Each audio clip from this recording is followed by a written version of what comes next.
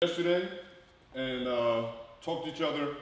And what I want to try to do is, just like Soldiers of Life, we create awareness about the homeless situation. He's been homeless for 12 years, so it's open forum. If you guys have questions, you can ask questions later on. But first, I want to introduce you, Djembé. Good morning, folk. God bless us. It's a pleasure to be here this morning. Just tell us a little bit about yourself. All right. First of all, I come from South Central LA. I was born there. I've come through the Watts riots as well as the LA riots. So I would like to say also I am a survivor of sorts. Okay. But notwithstanding the fact that I did have help in my 12 years of being homeless, but it was still a challenge for me. Okay, I think a lot of questions I've received yesterday through Snapchat. A lot of people asked me, how did you become homeless? It was no choice of mine, but I just like to say, sometimes your parents can really help you get a foot out of the door. Okay, so it's like the family situation wasn't where it should have been. No, it really wasn't. Okay. You know, people were struggling in the household. Okay. You know, things were needed. Right. Things were tight. And honestly, I don't blame my parents for trying to push me to go and have a life of my own, which eventually I would have. Okay. I don't believe it would have been at 65, but even so, still,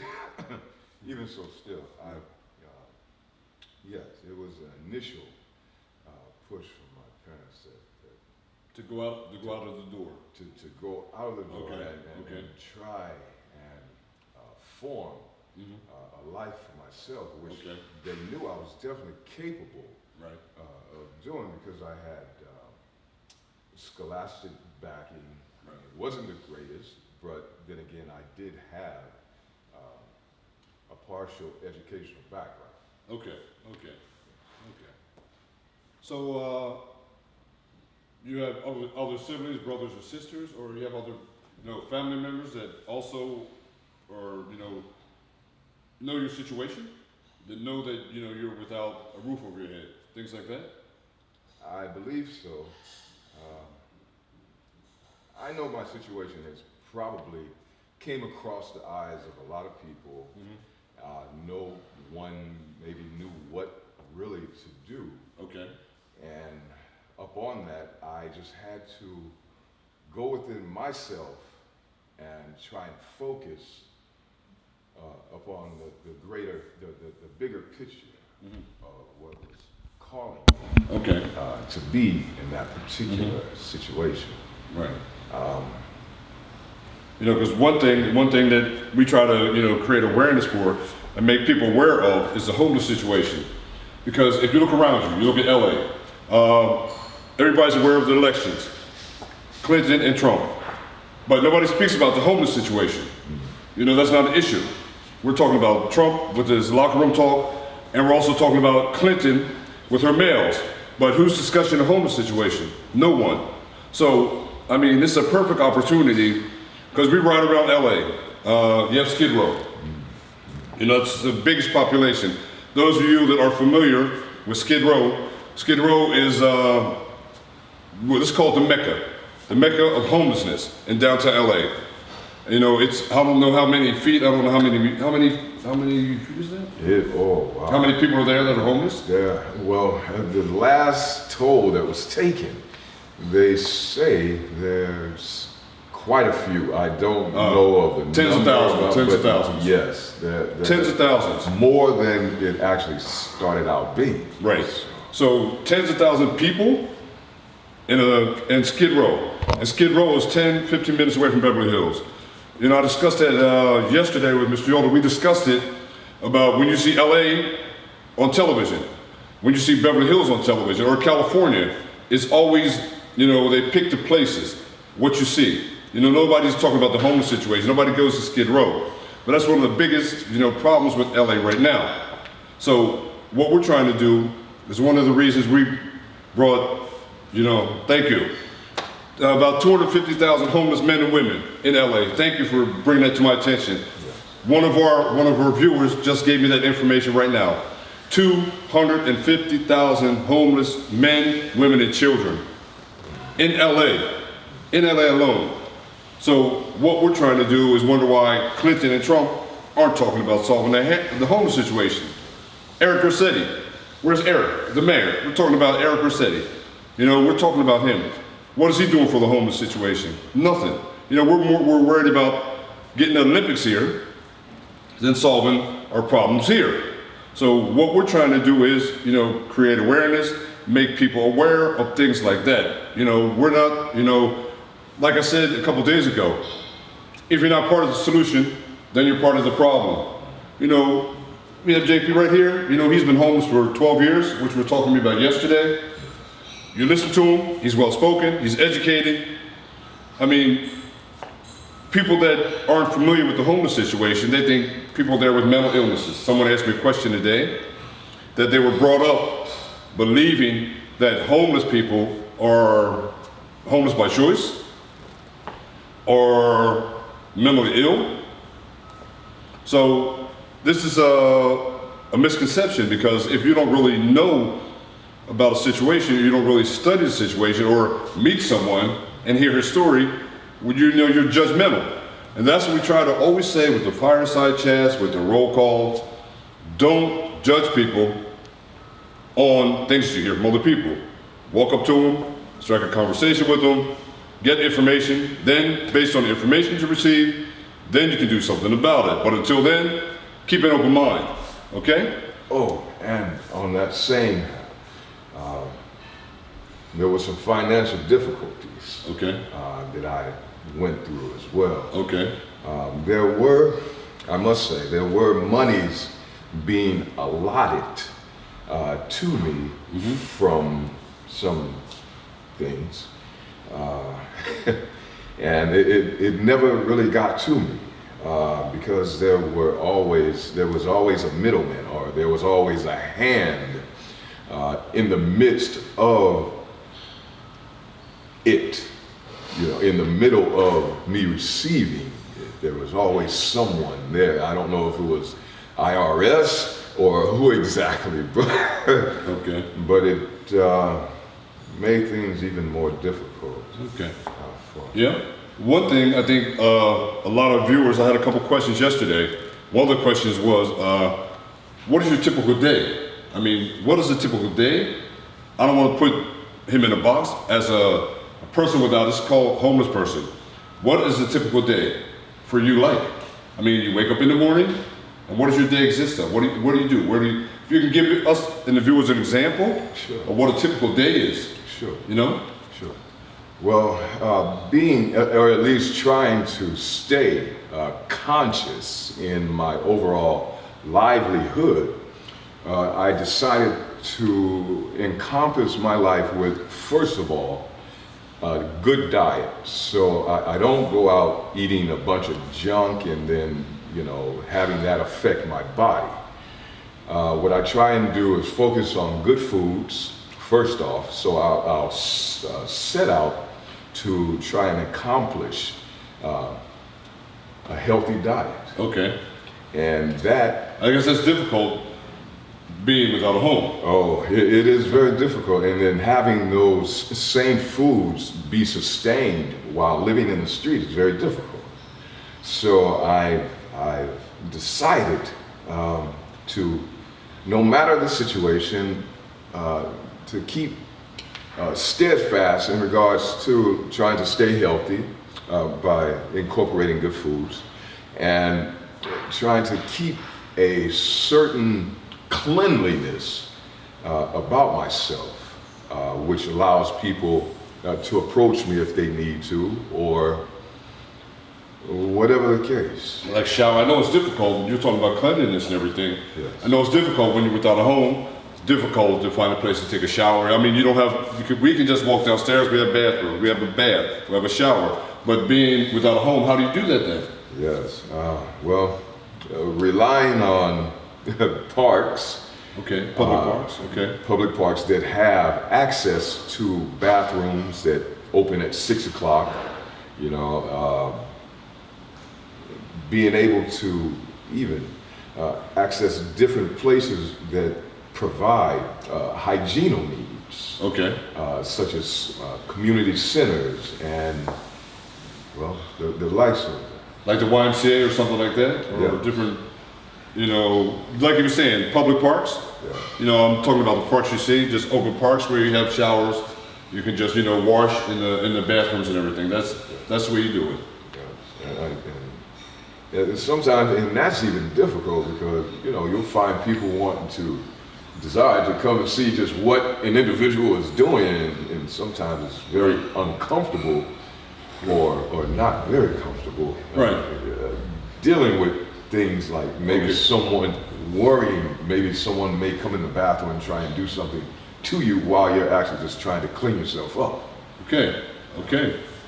Now, one thing I want to touch on, during my conversation yesterday with JP, he mentioned about food. And because I was really curious about that myself, because I'm not an expert on it. That's why he's here now, you know, giving us all information. I'm learning from this, you know, interview with him. And we talked about food, about, you know, the food problem, how he goes about his daily diet. He described some things about you. And we talked about restaurants, that, you know, a lot of restaurants throw away food and things like that. So I asked him, you know, sometimes at a restaurant you see homeless people out in the back in the trash cans. Yes. Digging through, looking for leftovers. And he mentioned something to me yesterday which really confused me a little bit and, you know, made me think. I mean, what are these people thinking about? I mean, maybe it's the restaurant owners or whatever. He mentioned to me yesterday that the restaurants throw away food. I mean, there's a lot of food thrown away. If you really think about it, we go out to a restaurant. How many of you have ever left food on your plates? A lot of you. I've done it myself. That food goes into a garbage can. Okay, to keep the homeless people that have no food from digging in the garbage cans by restaurant owners, you described to me what happened. What happened? What did they do? Well, what did they do or are still doing? a lot of times to dissuade the homeless individuals from, you know, digging in the trash cans and going through it, they'll surface whatever leftover foods with something. I don't know what it is that they would do, but it would be something that would affect the homeless individual. And they would end up eating something that they would not even know. They would think that the food would maybe sometimes be okay, but a lot of times it would be more on the smarter end to check that sort of thing before they eat it. So we're talking about, if you listen closely, just to interrupt you a little bit, we're talking about food that is thrown away. We're talking about restaurant owners tainting that food with something to make the homeless individual sick, so they won't dig in their garbage. So tell me about that. What kind of world are we living in now? Tell me, because this shocks me. To dissuade them from digging in food, what you throw away, you're tainting it, making another individual sick, which has no health care. So you're creating another problem. So he told me this yesterday, I was truly shocked. And it takes a lot to shock me. So, you know, this is another issue that needs to be discussed and talked about, that he's brought to my attention, because I didn't know it at all. You know, that's totally, as I said, disheartening and unacceptable. Why? Why do we do this? I don't understand. So it makes, but even so, it makes a homeless individual, such as myself, look harder for ways to overcome that particular thing. Right. So, you know, as we're speaking right now, I survived 4 car accidents. 4 car accidents. Yes, and I'm really fortunate, Blessed. enough, and blessed, yes. On top of that, to be even standing up here speaking with this gentleman instead of being a paraplegic. But how do you do that with healthcare? Oh, man. Because I know that's another question someone mentioned. That's another big problem with homeless individuals, healthcare. That's why, you know, it really goes way back. I don't want to get into it right now with the Reagan administration, because we're not going to get into political parties and the political discussion. A lot of the homeless people that are running the streets with mental illness, there's no medicine. And there's a reason for that, because a lot of problems is, but that's another episode. So how do you do that with healthcare? Well, honestly, I've seen that I was brought up in church. Okay. I've had the occasion to rely upon conversations with God. And I pretty much, I leave it at that. You know, I talk to God a lot. Okay. And I don't know if everyone believes in him, but you know, God has really helped me, my life. Faith. And yes, and the bit of faith he's even given me to ensure that I can wake up every morning and try and make my life better. It's something that I rely on. I rely upon, at times, prayer. Sometimes even the worst of people you can find. Still, pray. Okay. Yes, so So you rely a lot on your faith and your belief. yes, Okay, that's where you get your strength from. a lot of times, yes. Okay. Yes, yes, Okay. yes, Okay. yes, All right. yes. Okay. Now we touched on hygiene, about showering. So another question. We talked about healthcare, and what about your sleeping situation? I mean, all of us have to sleep. You have to have a place to sleep. So how do you do that on a daily basis? Do you have one place where you sleep? Do you move around from place to place? How do you do that? Well, I used to move around from place to place as the occasion would arise for me to possibly do that. But I have found at times that I am welcomed in certain areas to be, quote unquote, part of a permanent fixture or temporary fixture of a place. Is that inside, outside, or?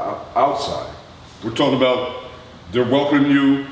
Let's get this right. They're welcoming you to sleep outside someplace. You're allowed Yeah. to sleep outside. We're talking about a couch, a park bench. Yes. We're talking about under a tree, under a bridge someplace. How can I see that? Just to give our viewers more information. How? Well, I sleep on a... Like last night, where'd you sleep? Honestly, I slept in downtown Burbank, Right in the square, in the square. on a steel bench. But I have a cushion that someone gave me a donation one day. Okay. And I didn't really know what I was going to do with that money that the person gave me. Right. But I said, I'll try and make things a little bit more comfortable, even though it's not totally. Mm-hmm. Well, I went and got a pad that's maybe about a quarter-inch thick. Okay. It was maybe $10. And I used that pad to lay across that metal bench to give me some sort of cushion. Right. And, well, God does the rest. He allows me to sleep. And even though it's at times very uncomfortable, you know. But you have your cushion. But yeah, it's something to where I just deal with it. Yeah, because you know one thing that I want to, I keep interrupting, I keep wanting to add things because a lot of people, you know, see people that are homeless on the street, on the highway. People asking for money all the time, and automatically everyone thinks, hey, that money that I give someone homeless, that money is going for drugs. That money is going for alcohol. You just heard. I'm not an alcoholic, for one thing. I'll let you know. And I am not a drug addict. Okay? You heard it. And that money, what he received as a donation, he called a donation, he used that to buy something so he could sleep more comfortable outside on a steel bench. So So the next time you see someone that is homeless, and I'm not saying you have to give them anything. You don't. You know, it's free choice. But don't automatically assume. We're going back to automatically assuming what he'll do with that money. Because you just heard a perfect example what that money is used for. You know? That's what I'm going back to. It's, unless you know, experience something like this or hear, you know, don't assume. Okay, but getting back to sleeping outside. So when it rains, how do you do that? Or it gets colder. You're still outside. Well, yes, sir. You know, for perfect example, just last night, or not last night, night before last, right? 2 nights ago. Okay. It happened to rain. Now, God allowed me to sleep very well. I slept through the rain, but in the midst of it, I awoke, and my sleeping bag was totally wet, totally drenched with the rain. I was a slight bit upset, but there was nothing that I could do, really, with anything except for myself and be mad at myself. So I got myself together, packed my stuff up, and went into a parking structure where I laid behind a barrier and was allowed to lay there. I took my things, I had a pole that I have on so trolley.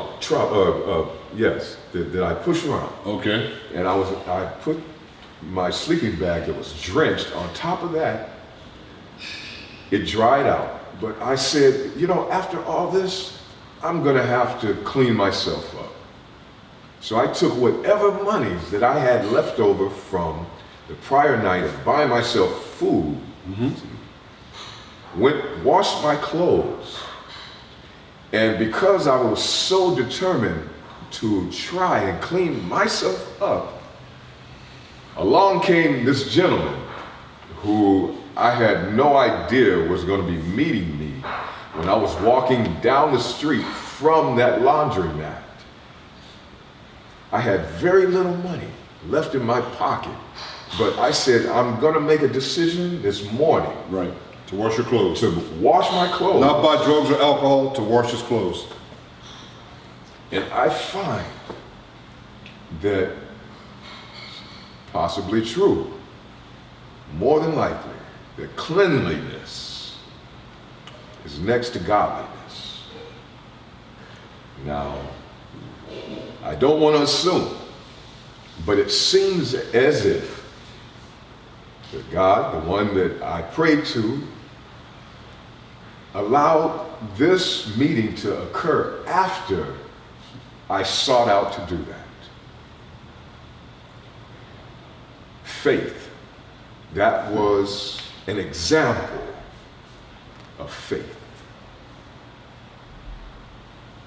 No matter how anybody else wants to describe it, I lived that situation. And I know if a person has just a small bit of faith and will believe that, oh, they can make a difference in their life. True. Right. I told you, you know, we met yesterday. Yes. You know, I told you what we're about. You know, but you know, we take things personally. I take things like this personally. You know, because you know my background. You guys know what I've been through. You know my entire background. You've seen the introduction of what we do. Now that we expanded, we're also on YouTube. But this is not a promotion for YouTube or something like this. This is about him. It's about him.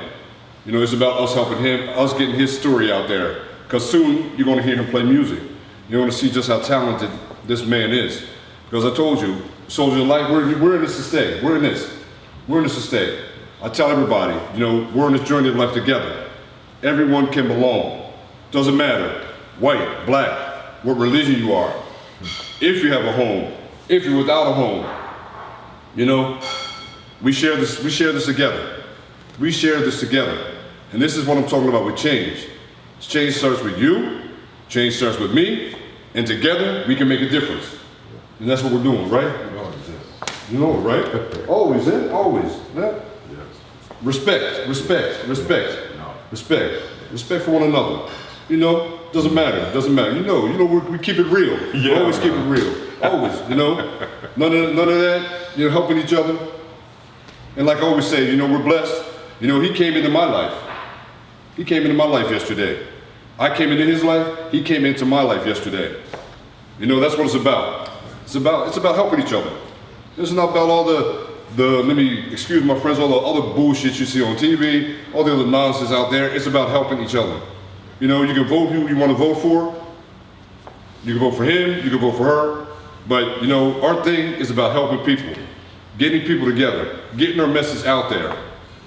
You know, showing that it can be done, showing that we can make a difference. You know, we can just change one person's life. This man's life right here, we're all about change right now. Yes. We're all about change right now. You know, helping him. Then I will give you an example, before this is over, of what sometimes will happen to a homeless individual when they trust people. At times, not everyone is the same. Don't take me for saying that they all are in the same category, because they're not. Some people really are meant to help individuals. And on the other hand, some people are those who take advantage of individuals who are in situations like myself. For instance, I went to a temporary aid place, and upon arriving there, I was told that I was to receive monetary assistance from some prior things that I had accomplished. To this day, I have not it. Now, I do not feel as if that is anything that has stopped me from accomplishing what is desired of me. I feel as if that was nothing except for a test of my endurance. Okay.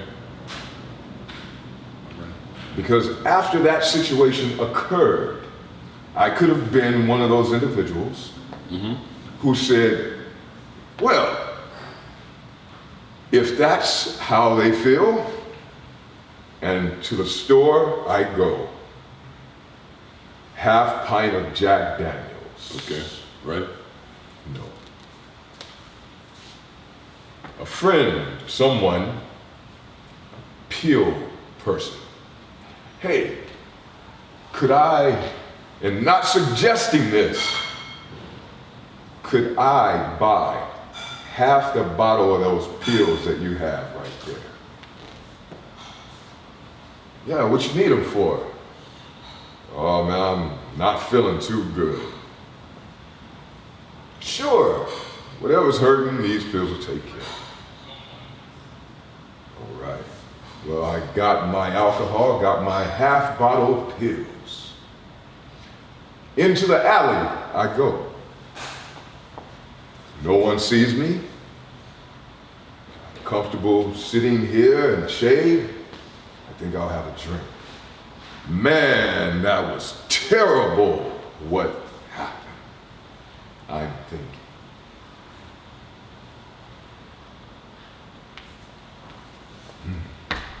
Wow, that half bottle is not enough. I think I'll try these pills too.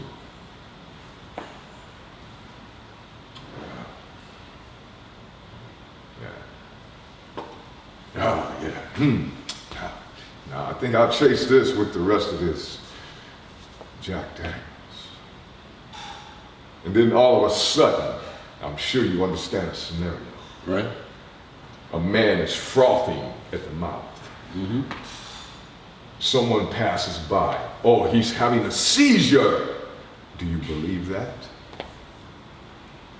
Do you know what this guy is going through? He's dying. He committed suicide. What reason? What made him do that? Oh, he has someone somewhere who he wanted to take care of. who he wanted to help out, who he wanted to assist. Right. I know everybody gets a picture of what he's trying to say. Think about it. That's what Royal's trying to say. Think about what he just said. Think about it.